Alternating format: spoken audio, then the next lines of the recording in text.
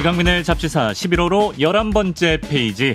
어떠한 질문봇도 어떠한 물음표 살인마도 다 상대해드립니다. 숭실사이버대 환경안전공학과 교수로도 활동하고 계신 곽지식 작가와 함께합니다. 어서 오세요. 안녕하세요. 곽지식입니다. 야, 이 시간이 또 돌아왔습니다, 여러분. 지난번 잡지사 1주년 때 구독자 여러분이 곽지식 작가에게 무엇이든 물어보는 곽무물 특집을 했었는데 그때 이제 역시나 분량이 한참 모자라서 아쉬워한 분들이 많았거든요. 그래서 곽무물 2탄 오늘 여러분의 궁금증을 또 신속하게 해결해 보도록 하겠습니다. 그리고 계속 이어지고 있는 주기율표 시리즈 있지 않습니까? 원소 포너 타이밍 주기율표. 주기율표 시리즈에서 어떤 그 방송계에서 마의 벽이라고 할 수 있는 지금 칼슘까지 드디어 왔거든요. 그렇죠. 예. 이제 우리 스칸디움을 듣도 보도 못한 스칸디움의 세계로 지금 진입할 그렇죠. 참인데 예. 아마도 이 제작진에서 과연 이대로 가도 되느냐. 저희도 준비가 필요해요. 좀 마음의 준비를 하면서 네. 한 박자 약간 쉬어가는 한두 박자. 마음을 다지는 그런 시간으로 곽무물 마련해 본 것은 아닌가 짐작을 해봅니다. 정확합니다. 오지 탐험 전에 또 이런 시간을 한번 마련해 봤고요. 준비되셨나요, 작가님? 네, 물론입니다. 자, 그럼 먼저 구독자 김유민님의 질문을 만나보겠습니다. 곽재식 작가님, 세계에서 가장 비싼 물질은 무엇이며 왜 그렇게 비싼 걸까요? 그리고 어디에 쓰이는지 알 수 있을까요? 가장 비싼 물질. 투자를 하려고 하시나요? 네.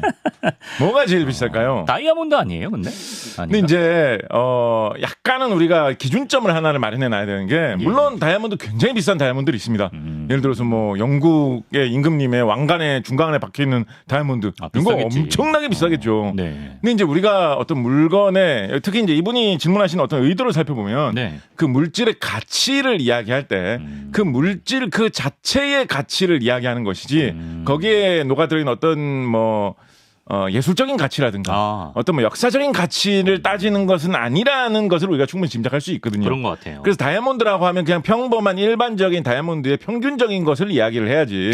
그런 다이아몬드 중에서 역사적인 이유, 예술적인 이유 때문에 제일 비싼 거를 기준으로 해가지고 이게 제일 비싼 물질이다라고 하는 건 좀 아닌 것 같습니다. 평균치로. 예, 예를 들어서 뭐 그러면 뭐 모나리자 뭐 이런 그림 있지 않습니까? 네네네. 그럼 뭐 캔버스에 이렇게 그려놨을 텐데 그 캔버스가 그게 제일 비싼 거 아니냐 잘라보면 이런 건 좀 배가 있지 않습니까? 그렇군요. 그래서 이제 그럼 물질 자체로 성분을 가진 물질 자체로 따지면 어떤 게 제일 비쌀까?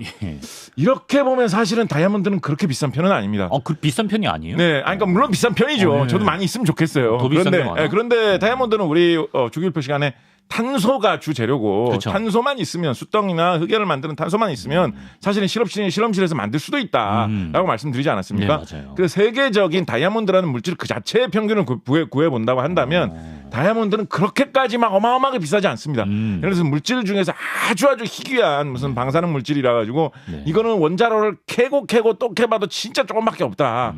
이런 게 다이아몬드보다 가격은 더 높이 올라가기 마련이지요. 네. 그러면 이런 기준으로 따져봤을 때 그 물질 자체의 성질만 가지고 가장 귀한 물질, 가장 비싼 물질이 뭐가 있겠느냐 따져보면 유력한 후보가 하나가 있습니다. 뭐죠? 물질이 이거 참 수수께끼 같고 약간 철학적인 답인데. 예.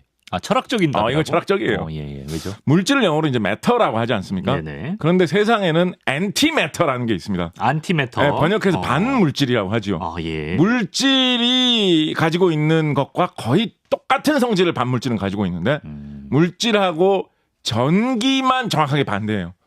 그래서 전자는 마이너스 전기를 띠고 있지 않습니까? 네네네네. 그러면 반물질 버전 전자는 전자하고 무게도 같고 뭐 여러 가지 성질이 똑같은데 플러스 전기를 띠고 있습니다. 그래요? 예. 그래서 그거를 전자를 영어로 일렉트론이라고 하는데 이거는 포지트론이라고 하고 양전자라고 부르고 뭐 이런 식으로 특이한 이름으로 부릅니다. 그래서 물질과 반물질이 만나면 어떤 일이 발생하느냐? 어떻게 되죠? 마치 도저히 만나서 안 되는 어떤 두 가지가 만났을 때처럼 두 가지가 완벽하게 소멸하면서 사라져버립니다.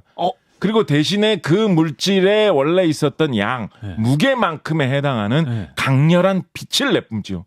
완전 신기하지 않습니까? 엄청 엄청 신기하고 이상한데 의외로 이게 진짜 막 신비의 이게 이론적으로 있을 거라고 사람들이 생각한 게 지금 100년 정도밖에 안 됐어요. 무슨 SF 이야기 같아요. 네, 20세기 초 돼가지고 사람들이 이거 알아낸 것인데 의외로 그 사이에 기술이 많이 발전해가지고 이거를 실용적인 용도로도 많이 활용을 합니다. 예를 들어서 병원에 가면 PET라는 거를 촬영한다라는 게 보일 때가 있습니다. 뭐 MRI도 찍는다 그러면서 의사 선생님이 펫을 한번 찍어봐야 되겠는데요? 라고 말할 때가 있습니다. PET. 여기서 PET의 P가 이 포지트론 양전자라는 것으로 좀 우리가 비교적 흔하게 구할 수 있는 반물질의 사례입니다. 네네. 그래서 그거를 이제 몸에 들어가면 반물질이 그런 식으로 몸에 들어가면 몸에서 일반적인 물질로 돼 있잖아요, 사람이. 여러분 뭐 반물질로 돼 있는 인간입니다. 이런 사람은 없을 거 아니에요. 예. 그럼 몸에 들어 있는 거하고 만나는 순간 소멸하면서 빛을 내뿜는단 말이에요. 그 빛이 이제 특이한 방사선 같은 게 이제 나오겠죠.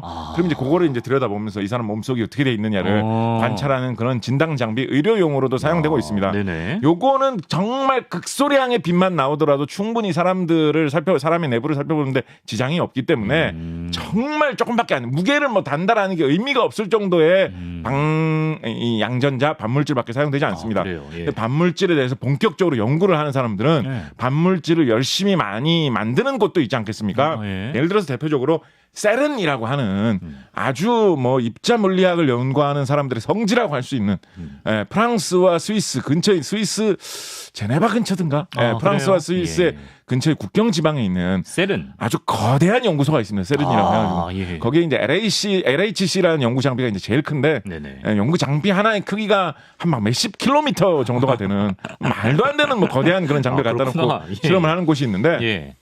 근데 약간 좀 이거 오늘도 분량 좀 부족할 것 같군요. 분위기가 조급해 보이시네요. 예, 이 엄청나게 큰 장비가 있는 곳이다라고 해야지 막 기대를 해야 관광객들이 막 가거든요. 근데 가보면 뭐가 아무것도 없어요. 뭐야 이거 아무것도 없잖아 이렇게 되는데 왜냐면 그래서 장비 큰 거 27km 뭐 이렇거든요. 20km 넘는 장비 있다라고 했는데 그거 사기 아니에요?라고 하면 뭐라고 하는지 아십니까? 지하에 다 건설을 해놨다. 아, 그래요? 왜냐하면 외부의 어떤 이런 아무런 영향과 충격을 받지 않기 위해서 지하 뭐 100몇십 미터에 20몇 킬로짜리 구멍을 뚫고 거기다 장비를 다 설치해놔가지고 막상 가갖고 보면 뭐 별게 없어요. 그냥 아름다운 스위스의 들판이구나 이거 말고 없어요. 그래서 구경하러 간 사람 좀 실망하고 막 이러는데. 베른을 가지 왜 세른을 가요? 그래도 뭐 그런 어마어마한 게 있다라고 하니까 뭐 사람들이 물리학 세계 각지에서 과학자들이 막 1000명씩 모여가지고 막 일하고 있고 그리고 우리나라 과학자들도 많이 가 계시고. 그 세른에 있는 장비 중에 안티프로톤 디셀러레이터라는 장비가 있습니다. 이 장비가 1년 365일 24시간 동안 계속 가동되면서 열심히 반물질을 죽자고 만들어냅니다. 반물질에 대한 이 얼마나 어떤 물질의 가장 근원적인 성질을 실험할 수 있는 그런 물질이겠습니까? 일반 물질하고 부딪히면 완벽하게 사라져버리거든요. 아무것도 남기지 뭐 재나 이런 거 전혀 없이 완전히 사라져버리거든요. 그래서 그런 연구를 하기 위한 자료인 이 반물질을 모으는데 반물질을 생성하는데 든 비용과 그거 대비 반물질이 만들어진 양을 계산을 해보면 대략 0.001g의 반물질을 만드는데 3,500조 원 정도의 비용이 들어가게 된다고 합니다. 그러니까 실제로 거기서 만든 거 0.001g도 아직 못 만들었어요. 0.0000001g 정도 이제 만들었을까? 이거 가성비 너무 떨어지는 거 아니에요? 그래서 이 반물질이야말로 세상에서 가장 비싼 물질의 후보로 적절하다. 그러니까 이게 철학적인 거죠. 반박불가네. 세상에서 가장 비싼 물질이 무엇입니까? 반물질입니다. 이거 철학적이지 않습니까? 이거 약간 성문답 느낌이네요. 뭔가 사람이 좀 생각에 잠기게 하는. 그렇습니다. 오묘합니다. 답변이 되셨길 바라고요. 그렇습니다. 야, 재밌네요. 자, 이제 날씨가 많이 추워졌는데 두 번째 질문. 하나만 좀 더 하면 안 됩니까? 안 될 것 같아요. 한번 해보세요. 뭔데요? 그래서 댄 브라운이라고 다빈치 코드라는 소설 쓴 작가 있지 않습니까? 그렇죠. 그분이 이제 다빈치 코드만큼 성공 못했지만 그 후에 쓴 소설 중에 뭐 천사와 악마인가 하는 소설이 있거든요. 맞아요. 있어요. 거기에 보면 그 어떤 악당들이 테러범들이 반물질을 구해가가지고 그거를 폭탄으로 쓴다는 이야기가 나오거든요. 세상을 없애려고? 왜냐하면 반물질이 이렇게 완전 모든 게 소멸하면서 그거에 해당하는 빛을 내는 거거든요. 그래서 뭐 조그마한 콩알만큼만 있으면 그게 터지면 정말 어마어마한 폭발이 일어납니다. 오늘 돈 없을 것 같은데 3,500조 원. 그러니까 훔쳐오는 거죠. 여기서 열심히 실험을 해가지고 만들어놓으면 그런 훔쳐오는 건데 이게 뭐 핵폭탄 정도의 위력은 너무 작으니까 핵폭탄 정도의 위력은 안 나올 텐데 대신 크기가 콩알보다도 훨씬 작잖아요. 그러니까 아무데나 뭐 숨겨가지고 뭐 귓속에다 넣어가지고 올 수도 있고 이런 거죠. 그래서 테러를 하려고 하는 그런 이야기가 나오고 SF 영화 같은 데서도 반물질 폭탄 뭐 이런 게 어마어마한 무기의 어떤 대표로 종종 언급되고 있습니다. 그렇습니다. 자, 이번엔 추워진 날씨에 걸맞는 두 번째 질문인데요. 김일각수님께서 온도는 영하 273도 이하로는 내려가지 않지요. 그렇다면 최고 온도는 무한대인가요? 아니면 그 끝이 있는 건가요? 모든 입자가 빛의 속도로 움직이는 상태면 가장 에너지가 높을 거라고 생각됐는데 온도의 최고점을 알고 싶습니다. 이분은 왜 이렇게? 야, 이분은 뭐 카이스트 가셔야 되는 거 아니에요? 이미 가 계신 거 아니에요, 이분? 이분 진짜 수준이 수준 높은 질문입니다. 잡지사에서 보기 드문 수준입니다. 아니 그렇게 생각하실 게 아니죠. 그렇습니다. 우리 잡지사의 수준이 이 정도가 되었다. 저는 아직도 그때 그 장면 기억납니다. 우리 지난번 광무물 시간이었다. 그때 우리 속담, 거짓말 탐지기 할 때 생각을 해보면 그때 우리가 새우 등 터지는 이야기하면서 그거를 이제 재밌게 보여주기 위해서 우리 이하민 선생님께서 그렇죠. 새우가 뛰는 흉내를 직접 몸으로 보여주시는 그런 시절이 우리가 있었습니다.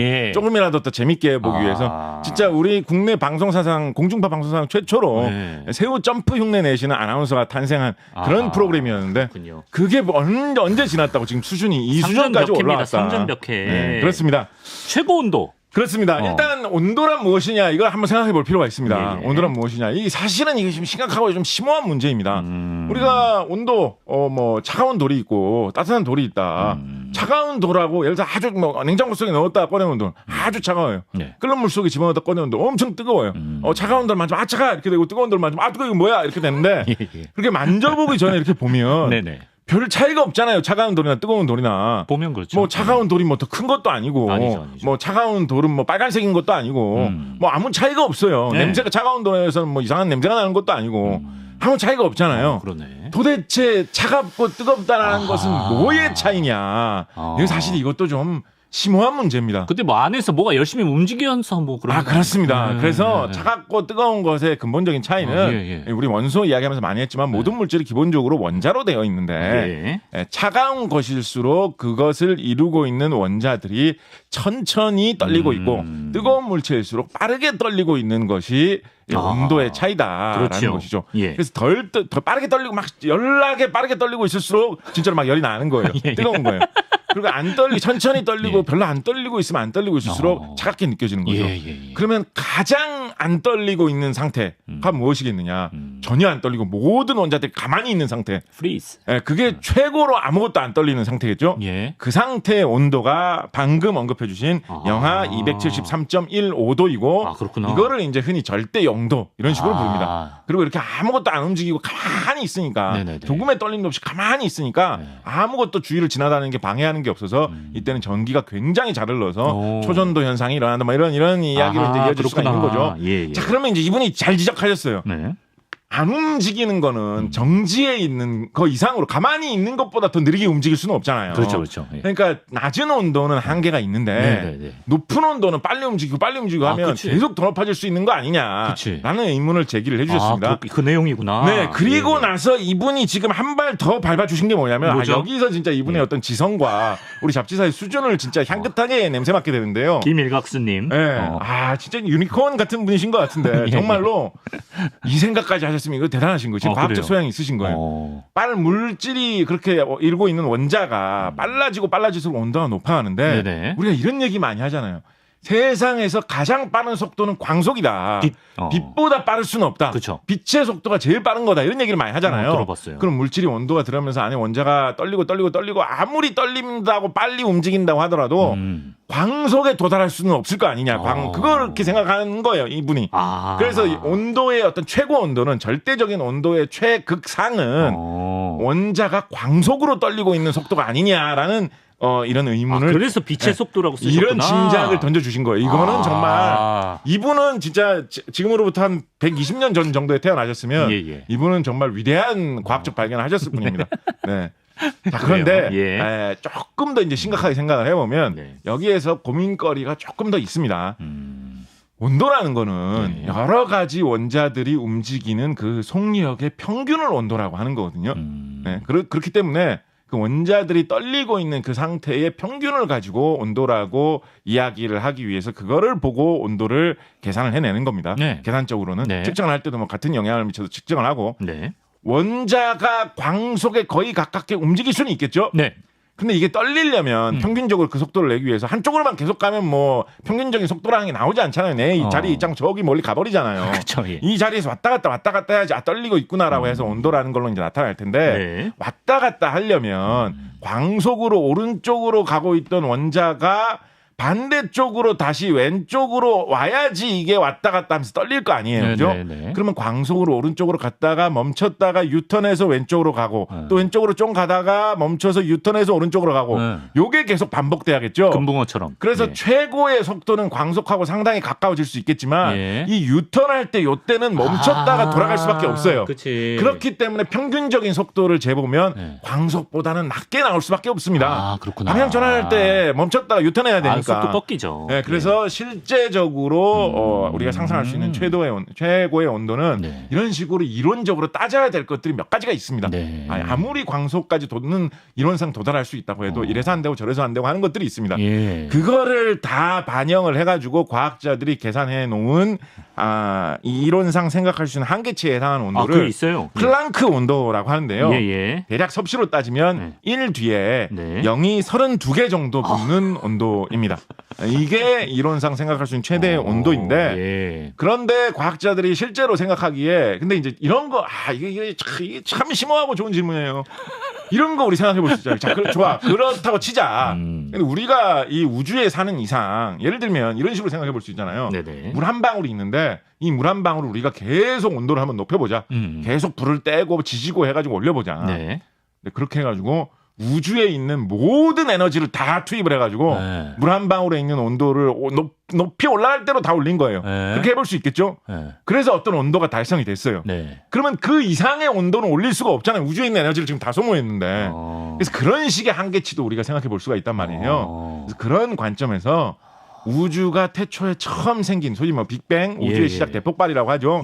그때 직후에 나타나는 실질적으로 가능한 우리 우주에서 있을 수 있었던 최고의 높은 온도는 뭐라고 대충 추측을 하고 있냐면 1 뒤에 0이 27개 정도 붙은 온도다 정도로 추측을 해보고 있습니다. 그래서 플랑크 온도가 더 높네. 그렇습니다. 그래서 기준에 따라서 좀 다르게 한데 1 뒤에 0이 27개 정도 붙은 섭씨 온도 혹은 1 뒤에 0이 32개 정도 붙은 섭씨 온도 그 정도를 제시할 수 있겠다 말씀을 드리도록 하겠습니다. 또 명쾌한 답변을 해주셨습니다. 김일각수님 좋은 질문 감사드리고요.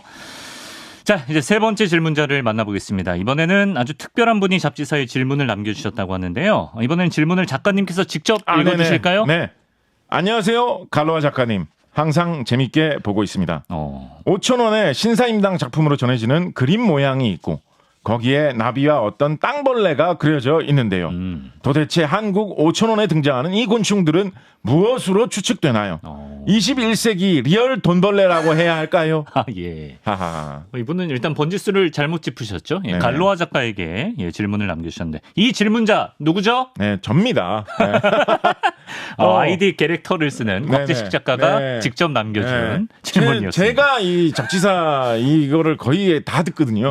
그 중에서도 제가 유독 이제 유튜브로 보통 이제 이 음성으로만 라디오 소리로만 많이 듣는데 제가 유독 화면하고 꼭 같이 보는 시간이 우리 갈로아 작가님 시간인데 뭐 딴 것보다도 저는 정말 좀 이거 왜 이렇게 길어지죠? 제가 이제 근데 이건 진짜 꼭 말씀드리고 싶었어요. 아빠 하세요. 네, 제가 정말 갈로아 작가님 코너는 꼭 이렇게 영상으로 항상 보는 이유가 그 갈로아 작가님이 이렇게 몸으로 곤충을 표현해 주시는 게 많이 있어요. 입이 뭐 이렇게 생겼다고 하고 날개를 뭐 이렇게 하면서 날아다니신다고 하고 보여주죠. 그런 거를 보여주실 때 막 진짜 스스로 어떤 곤충과 함께 어떤 물화일체가 된 모습으로 보여주시는데 너무 재미있고 정말 와닿고 저는 그걸 보면서 나도 뭔가 원소를 어떻게 몸으로 표현할 방법이 없을까 이런 궁리도 많이 하고 하는데 그거 좀 어려운 것 같고 어렵죠. 그래서 이걸 보면서 저는 우리 갈로아 작가님께서 나중에 훌륭한 학자로 좀 얘기하게 해주세요. 지금 왜냐하면 더 중요한 분이 대기하고 있기 때문에 그래서 곽재식 작가가 저희한테 그동안 많은 궁금증을 해소해 주셨기 때문에 이분의 질문도 하나 오늘 해소해드리려고 답변자를 지금 전화로 연결해놨습니다. 헤드폰 써주시고요. 자, 갈로아 작가님 나와 계신가요? 네, 안녕하세요. 안녕하십니까. 두 분 인사 나누시고요. 안녕하세요. 반갑습니다. 안녕하세요, 교수님. 네. 뭐 하고 계셨습니까, 갈로아 작가님? 저 대학원에서 대학원 수업이 보통 대학원생들이 그냥 챕터정에서 발표하는 게 많거든요. 그래가지고 그냥 다음 주 수업 발표 준비하고 있습니다. 아, 발표 준비를. 곽재식 작가가 갈로아 작가의 행동 묘사를 극찬해 주셨는데 곽재식 작가에게 짧게 한마디 부탁드립니다. 네, 감사합니다. 의도치 한 건 아닌데, 재밌게 봐주셔서 감사드립니다. 네, 나중에. 그게 의도하지 않은 거였다. 나중에 어떤 학교에서 어떤 이런 교육을 하시면, 어떤 강의를 하시거나 교수님이 되시거나 하신다면, 정말 이 갈로아 작가님의 이런 여러 가지 이런 표현과 열정에 감화되어가지고, 수많은 곤충 학도들이 우리나라에서 대거 앞으로 탄생하지 않을까. 극찬입니다. 갈로아 이전과 갈로아 이후로, 약간 한국의 어떤 파도윤, 파브르다. 이렇게 되지 않을까. 파도윤. 아이언맨이 스파이더맨을 바라보는 그런 애틋한 눈빛으로 바라보고 계시고요. 아이언맨 죽지 않았나요? 자, 잡지사 양대 불량 폭격기의 만남인데요. 질문 답변을 들어보겠습니다. 그 5,000원권에 그려진 곤충의 정체, 갈로아 작가님 알고 계신가요? 그게 저도 질문 되게 궁금해가지고 일단 기본적으로 찾아봤는데 이거에 대해서 사람들이 어떻게 연구하거나 서적이나 이 그림에 대해서 다른 내용이 없더라고요. 신기하게. 그래서 저도 한번 그냥 보면서 추측을 해봤는데 곤충 두 마리가 있더라고요. 나비가 있고 어떤 밑에 벌레가 하나 있는데 유튜브에 5,000원권 지금 보실 수 있습니다. 네, 나비의 경우 일단 개인적으로 보기에는 꼬리 명주나비 수컷으로 추측이 되는데 제가 보기엔 꼬리 명주나비 같은 경우 이제 전국에 좀 널리 분포하기 때문에 신사임당 선생님께도 많이 볼 수 있을 것 같고 그리고 꼬리 명주나비. 갈로아 작가님 명주나비 이게 그 개미 지옥하고 상관이 있는 거 아닌가요? 그거하고 다른가요? 다릅니다. 그건 명주 잠자리고요. 잠자리구나. 명주 잠자리고요. 물론 잠자리 아니고요. 풀잠자리의 일종이긴 한데. 잠자리도 아니구나, 심지어. 네네. 풀잠자리 아니고. 근데 이제 꼬리 명주나비는 흰색인데 되게 기다란 꼬리를 갖고 있어요. 걔네가 좀 전국에 분포하고 그냥 지방울 덩굴이라는 좀 흔한 식물을 먹기 때문에 자주 보입니다. 그래서 저기 수박 덩굴 주변에 있구나. 그렇죠. 그래서 5,000원권 그림 원본되는 신사임당에서 직접 그린 초충도병의 이렇게 병풍 그림 있잖아요. 네네. 그 실제 원본 그림을 보면 하얀색으로 칠했어요. 하얀색으로. 색깔이 원래 다르구나. 고증 잘했네. 하얗고 긴 꼬리가 있다면 무조건 꼬리 명주나비로 보이는데 게다가 뒷면을 보면은 이게 세로줄이 이렇게 좀 옅게 검은색이 보이거든요. 근데 암컷은 되게 진해요. 그래서 그냥 세로줄이 옅은 걸 보면 아마 수컷이 아닐까. 그래서 수컷 꼬리 명주나비가 아닌가 보이고 두 번째로 땅벌레라고 질문하신 게 있어요. 땅에 있는 녀석. 있는데 일단 처음으로 신기한 게 그 귀뚜라미를 그게 민속 분류학 민속 이렇게 연구가 있는데 땅벌레라고 부르기도 하죠. 근데 요즘 애들은 그렇게 안 부르던데 그렇죠. 땅벌레 같아 보이는 벌레가 하나 있는데 귀뚜라미로 보여요. 일단은. 근데 일단은 원래 또 그림을 수박과 여치 뭐라고 하지만은 이거 후세상이 붙인 걸 수도 있고 해가지고 한번 귀뚜라미 보인 걸 추측해 보자면은 근데 이거에 대해서는 약간 사람들이 약간의 토론이 있더라고요. 이거 모기 아닌가? 모기가? 네, 그래서 이거 어떻게 5,000원권에 모기가 있을 수 있냐, 싫다 같은 얘기가 있었는데, 근데 모기 같아 보이진 않아요. 왜냐면요, 모기라면은 일단은 왜 모기 같아 보이냐? 귀뚜라미는 여치 쪽에 속하기 때문에 더듬이가 길어야 되거든요. 근데 더듬이가 좀 그렇게 길진 않아요. 그러니까 몸보다 길어야 되는데 더듬이가 그렇게 길지 않아서 모기가 아닐까 싶지만은 귀뚜라미 그림을 보면 그렇게 굳이 더듬이를 몸 길이 이상으로 그리는 사람을 그렇게 많이 볼 수가 없어요. 그렇게까지 챙겨 그리는 사람이 없기 때문에 많이 쉽게 더듬이 생략이 되고 그리고 실제로 모기라면은 더듬이가 좀 더 풍성해요. 칫솔처럼 되게 풍성해가지고 되게 솜털처럼 강아지 풀처럼 되게 툭 터야 됩니다. 근데 그냥 실처럼 길다면 모기는 아닐 것 같고 결정적으로 모기라면 빨대 같은 잎이 툭 튀어야 되거든요. 그래서 모기는 아니고 귀뚜라미일 것 같다 생각이 드는데요. 귀뚜라미다. 근데 문제는 이제 더 자세하게 얘가 귀뚜라미 중에서 어떤 귀뚜라미냐가 이제 개인적인 의견으로 그게 나옵니까? 예. 안 보이는데 이제 그림으로 보면 이제 추측해볼 수 있겠죠. 지폐 보인 대로만 추론하자면 한국에서 가장 귀뚜라미 4종이 있어요. 극동 귀뚜라미, 알락 귀뚜라미, 야사 알락 귀뚜라미, 왕 귀뚜라미 4종이 있는데 이 종 안에서 추려질 수 있을 것 같긴 하지만은 이 귀뚜라미들은 보통 그림의 것과는 다르게 좀 뚱뚱해요. 근데 그림 건 되게 모기로 착각되어질 만큼 얄쌍하죠. 그리고 머리가 좀 앞을 향해서 홀쭉해요. 그래서 풀에 붙어있는 홀쭉한 귀뚜라미는 딱 두 종이 있어요. 긴꼬리랑 풍날 긴꼬리한 두 종이 두 개로 있습니다. 좁혀졌네. 네, 아칸소스라는 딱 속에 속하는 딱 두 종이 있어요. 그래서 이 두 종 중에 하나라고 보이는데 심사임당께서 지내시는 곳이 강릉이죠. 강릉에는 풍날 긴꼬리가 살지 않으니까 아마 긴꼬리가 아닌가 라는 생각이 들고 그리고 긴꼬리의 그 암수 수축이래요. 긴꼬리가 수컷은 그 날개가 굉장히 폭이 넓거든요. 예. 근데 보면은 그 날개가 좀 얄쌍하고 보면 또 암컷 때 산란관이 보여요. 끝에 산란관이 보이면 무조건 이것은 긴꼬리의 암컷이 아닌가. 긴꼬리 폭날개 귀뚜라미 암컷일 것이다. 네, 폭날개 긴꼬리 말고 그냥 긴꼬리. 네, 그냥 긴꼬리의 암컷 아닐까. 라는 추측이 됩니다. 얘네가 이파리에 그 올라가서 이렇게 우는 귀뚜라미라서요. 네, 식물과 같이 옛날 조선시대 초충도라에서 곤충과 식물을 많이 그린 그림들 있잖아요. 그런 거 보면 진짜 종수준 동정이 잘 되도록 되게 정밀하게 그린 게 많은데 이 귀뚜라미가 식물에 붙어 있는 귀뚜라미이기 때문에 같이 그려진 게 아닐까라는 추측이 좀 되네요. 네. 야, 오죽헌의 위치까지 유출을 해가지고 보고 그리신 걸 수도 있겠구나 진짜. 오다가다 많이 봤던 귀뚜라미를. 그렇죠. 그렇구나. 어떻게 답변이 됐습니까? 무렴요. 네네. 이게 진짜 우리나라 어떤 지식 방송의 혁명 아니겠습니까? 이걸 어디에서 이런 엄청난 지식을 그러면 5,000원권을 우리가 지금 몇십 년 들고 다녔는데. 알겠습니다. 갈로아 작가님 감사드리고요. 발표 준비 잘하시고 혹시 대학원 발표하실 때도 그렇게 행동 묘사를 하시나요? 네, 저 그럽니다. 예, 알겠습니다. 좋은 결과 있기를 응원드리고 내일 방송에서 뵙겠습니다. 고맙습니다. 네, 안녕히 계세요. 야, 갈로와 김도윤 작가를 만나봤습니다. 5,000원권에 있는 곤충의 정체 밝혀봤고요. 저 귀뚜라미라는 의견에는 정말 적극 동감이 되는 게 이거 박광일 선생님이나 이런 분께 여쭤보시면 좀 더 이야기해 주실 수도 있을 것 같은데요. 네네네. 어떤 게 있냐면 우리나라 약간 민속에서 어떤 게 있냐면 귀뚜라미를 한자로 쓰면 괴깡가 하는 그런 걸로 쓸 수가 있어요. 그런 걸로 쓰는데 그게 이제 관청이라고 말하는 관아라는 말하고 발음이 비슷하다고 해가지고 귀뚜라미를 그리면 이제 벼슬자리를 얻는다라는 뭐 그런 게 있거든요. 귀뚜라미가 그런 벼슬자리를 상징하는 재수 좋은 뭐라는 이런 게 있거든요. 근데 이제 신사임당이 생각을 해보면 자기 남편이나 뭐 이런 분이 뭐 과거 시험이라든가 벼슬자리를 승진하는 그런 게 그렇게 잘 풀리지 않아가지고 마음고생을 좀 하신 그런 게 있으시거든요. 그래서 아마도 그림을 그리면 굳이 뭐 생각을 하면서 이런 거를 그리셔가지고 남편한테 좀 주시면서 좀 잘 해보시라고 여러모로 설득력이 있네. 그렇게 하신 것이 아닐까라는 생각이 문득 들었습니다. 이것도 저희가 박광일 선생님한테 한번 기회가 되면 여쭤보겠습니다.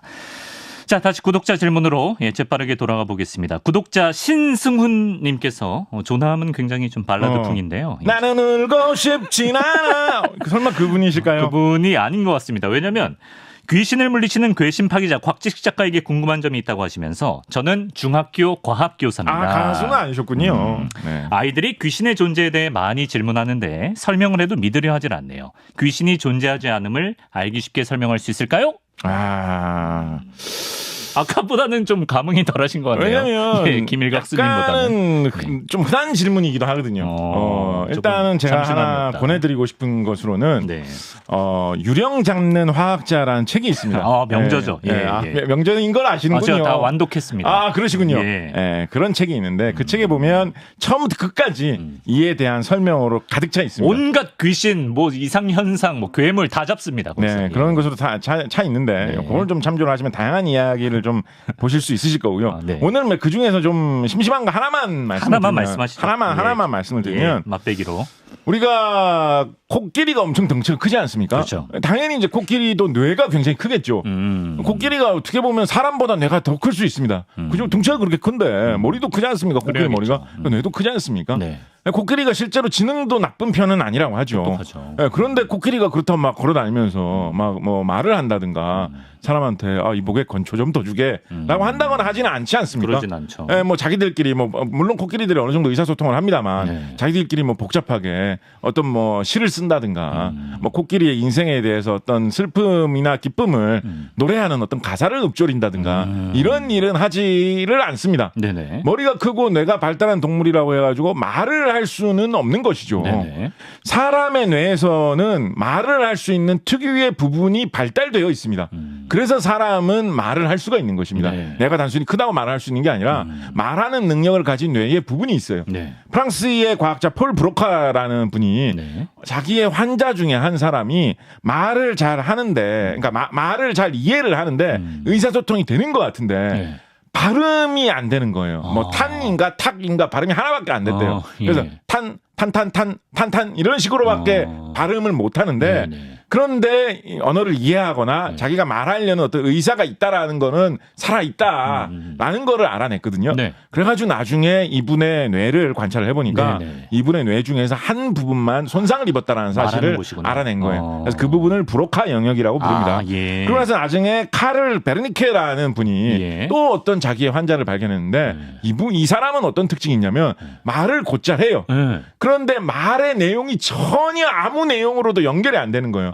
내가 어제 짭짤하게 맛있게 그렇지만 위에서 과거로 오늘 오지 잡지사. 뭐 이런 식으로 아무 이해할 수 없는 단어만 그냥 줄줄줄 내뱉고 내가 하는 말도 막 이해하는 것 같은데 사실 하나도 이해 못하고 뭐 이런 경우가 있나라고 해서 이 사람의 뇌를 잘 관찰해 봤더니 한 영역이 역시 손상돼 있는 걸 발견해서 그 부분을 베르니케 영역이라고 합니다. 그래서 브로카 영역은 단어를 발음하고 말하는 그것과 관련이 있고 베르니케 영역이라는 뇌의 부분은 사람의 말을 이해하고 말에 대한 언어에 대한 내용을 머릿속에서 이렇게 따지는 그거와 관련이 돼 있다. 그래서 그 두 부위가 사람의 뇌에서는 따로 발달해 있기 때문에 사람은 말을 할 수 있게 되었다라고 현대의 과학자들은 이해를 하고 있습니다. 그러니까 멀쩡한 사람이라고 하더라도 우리 가끔 그런 경우 있잖아요. 뭐 머리를 다쳤더니 혹은 나이가 들어가지고 뭐 뇌의 어떤 부분이 조금 손상이 되었더니 말을 좀 못하게 되었다라든가 뭐 이런 경우 있지 않습니까?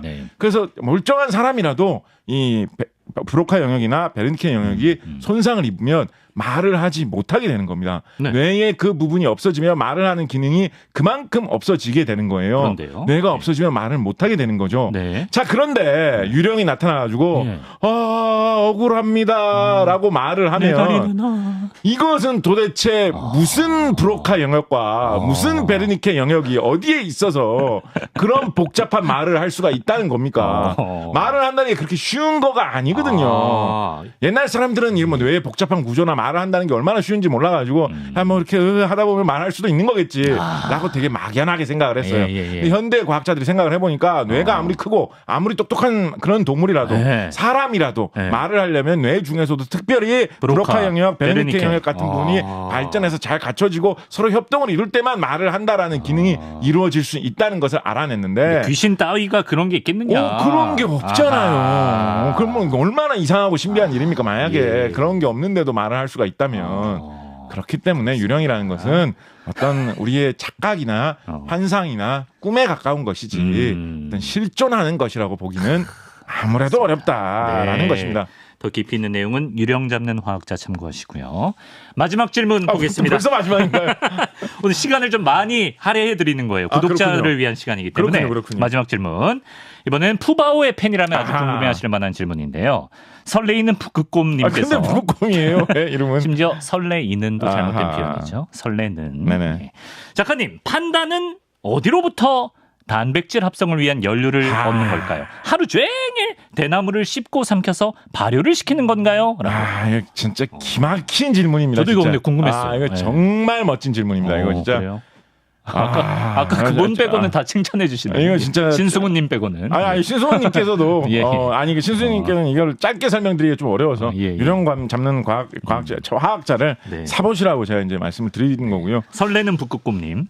사실 저는 여기에 대해서 약간 좀 고백할 것이 있습니다. 뭐죠? 그러니까 이거죠. 짧게 요약하면 이겁니다. 사람은 풀만 먹으면 살이 쭉쭉 빠지지 않습니까? 그러겠죠. 섬유효소는 사람 몸속에서 잘 소화가 안 됩니다. 그래서 그것만 먹고는 살이 찌지 않습니다. 그래서 다이어트 할 때도 샐러드 먹어라 뭐 이런 식으로 얘기하지 않습니까?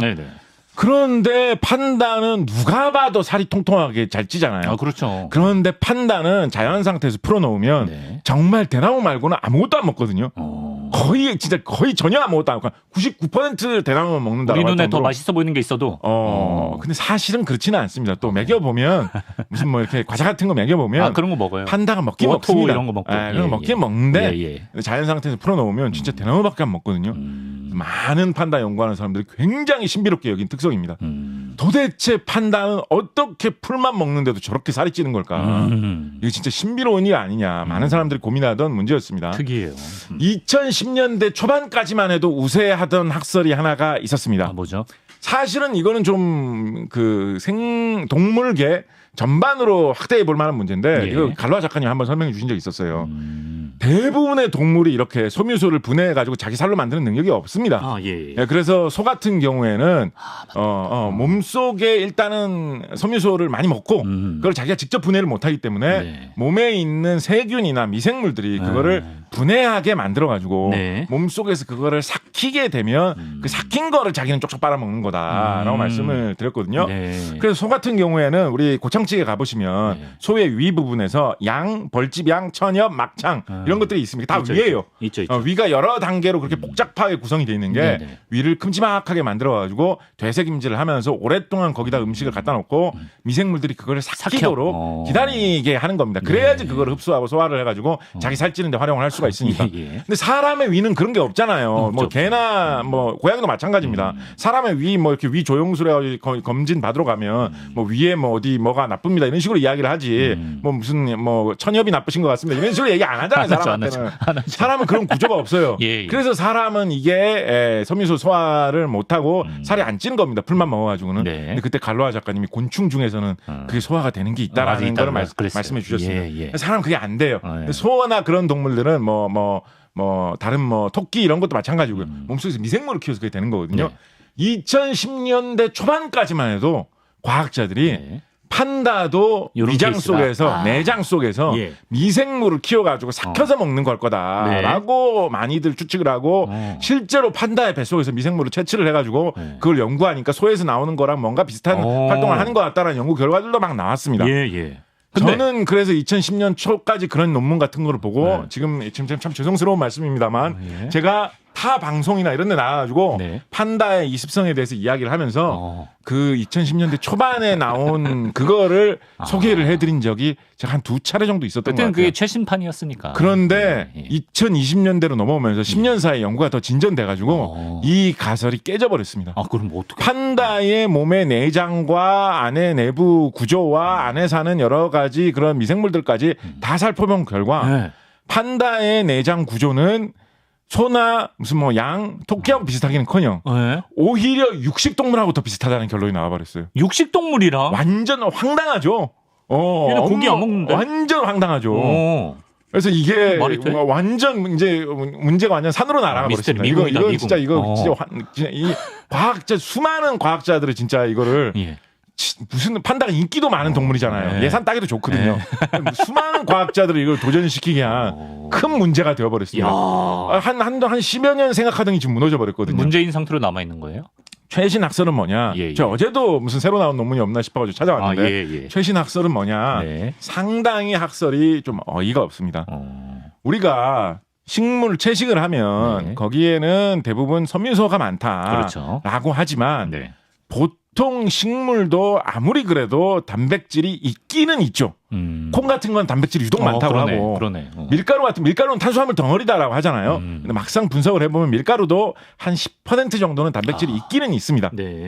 그래서 판다가 대나무를 먹는데 대나무에도 단백질이 있기는 있다라는 거죠. 그리고 판다는 그러니까 대나무가 단백질 있어봐야 얼마나 있겠어요, 그죠? 별로 없잖아요. 그래서 판다는 그거를 해결하기 위해서 어떻게 하는지 아십니까? 어떻게요? 많이 먹는다고 합니다. 많이. 주야장천 먹는 게 계속 많이 먹는다고 합니다. 이게 비효율적인 일을 하고 있네. 근데 그렇게 돼버렸어요. 많이 먹는다. 그리고 하나 추가로 요거 그래서 그런가 싶은 게 하나가 더 있는 게 뭐냐면 그런데 대나무처럼 이렇게 소화가 안 될 것 같은 대나무 보면 뭐 먹고 싶습니까? 그런 느낌 안 들잖아요. 길 가다 대나무 보면 먹음직스럽네 이런 생각 안 들잖아요. 딱딱해 보이고 먹기 힘든 이게 인간이 먹을 게 아닌 것처럼 느껴지는데 그렇지만 대나무 중에서도 우리 지금 한국인도 먹고 싶어 하는 마음이 드는 부분이 있죠. 죽순. 그렇죠. 죽순은 사람도 잘 먹을 수가 있어요. 그죠? 그렇죠. 판다가 그래서 죽순을 유독 노린다라는 것입니다. 죽순이 소화가 잘 되고 단백질이 많거든요. 소화가 잘 되는 부분이 죽순에 유독 많아요. 사람도 죽순을 먹듯이. 그래서 판다가 대나무를 많이 먹는데 특히 죽순을 노린다. 판다가 체력이 좀 많이 필요한 뭐 아기를 낳아야 될 때 짝짓기를 해야 될 때 이럴 때는 특히 죽순을 먹으려고 많이 노력을 한다. 라는 그런 설명들을 지금 하고 있습니다. 야, 그 대나무 잎에 뭐 죽순은 단백질이 많지만 잎에 그 조그만 거 먹으려고 그렇게 많이 먹어낸다. 판다가 하루에 화장실에 한 40번 정도 간다고 합니다. 워낙에 먹기는 많이 먹는데 뭐 소화돼서 흡수되는 건 별로 없으니까. 다른 방법 알려주고 싶은데. 이게 판다의 삶이고 여러분 이런 판다에 대한 어떻게 살기 위한 어떤 몸부림 같지 않습니까? 그러네. 판다가 되게 게으르고 편히 사는 것 같아도 사실 이렇게 열심히 사는 진짜. 동물인 것이고 어떤 이런 판다의 정신 넋을 좀 기려가지고 오늘 좀 시간이 나시면 약간 죽순 볶음 같은 거, 죽순 덮밥 같은 것을 좀 시켜서 대나무 통밥. 판다가 살고 있는 어떤 사천성의 그런 분위기를 사천 요리로 한번 즐겨보시면 어떤가 그러네요. 추천을 해드립니다. 우리 또 후이바오, 루이바오 새로 태어난 애들도 아주 고단한 삶이 예상되고요. 이제 끝으로 내일이 수능이라고 합니다. 네. 예, 잡지사의 공식 공부 천재로서 수능 어떻게 해야 잘 볼 수 있는지 이거야말로 정말 팁을 짧게 하나 주시면 좋겠어요. 짧게 드린다면 한번 3번으로 찍어보십시오. 이번에는 짧게 나오면 수 있겠습니까? 아니 뭐 어차피 확률은 알고 말씀하시는 거 아니잖아요. 확률은 똑같기 때문에 어떤 걸 찍어도 사실은 상관이 없는데 정말 이런 게 있으면 그래도 찍을 때 마음이라도 좀 편하지 않겠느냐. 저희 구독자 칼리스토님을 포함해서 수험생 구독자들이 있거든요. 네네. 3번으로 찍어봐라. 네네. 제가 뭐 굳이 이 말씀을 드린 이유는 뭐냐면 사실은 수능이라는 게 좀 묘한 것입니다. 왜냐하면 우리가 수험생 생활을 하면서 흔히 수능 시험에 나는 얼마 몇 점을 받는 게 목표다라고 이야기를 할 때 내가 지금까지 모의고사 치고 어쩌고 한 성적 중에 제일 잘 받은 거 그거를 보통 기준으로 생각을 해요. 그렇죠. 나는 뭐 얼마 전 몇 점, 100점 만점이면 나는 78점은 받은 적 있지. 그치. 그러니까 거기서 한 2점 정도 잘해가지고 수능에서 80점 받아야지. 그렇죠. 이렇게 생각하기가 되게 쉽거든요. 근데 그렇게 안 돼요. 평균에서 운 좀 잘하고 잘했던 것을 좀 못하면 더 못하는 그게 정상이거든요. 근데 기준은 제일 잘했을 때 항상 맞춰져 있단 말이에요. 그래서 수능 치고 나면 자기 점수에 실망하는 경우가 자주 찾아오기 쉬운데 사실은 과학적으로 생각을 해보면 별 그럴 이유는 없는 거고 평소 열심히 한 실력대로만 너무 당황하지만 않으면 되는 거거든요. 그래서 당황하지 않는 마음을 가지는 게 제일 중요한데 거기에 조금이라도 제가 득을 드린다면 너무 모르는 게 나와서 뭐 이렇게 답답하실 때는 그냥 3번으로 찍으면 그게 행운이 깃들었다고 생각을 해라. 마음만 편하게 먹는 게 중요하다라는 말씀을 드리도록 하겠습니다. 아주 중요한 말씀까지 해주시고 장 관리 잘 하시고요. 이건 제 경험담입니다. 자, 오늘 나도 질문 올렸는데 왜 내 건 안 나오냐 하시는 분들 너무 아쉬워하지 마시고요. 광무물 타임이 다음 주까지 한 주 더 이어지니까 흥미로운 질문들 기대 많이 해주시고 다음 주에 또 찾아뵙겠습니다. 곽실 작가님 오늘도 말씀 고맙습니다. 감사합니다.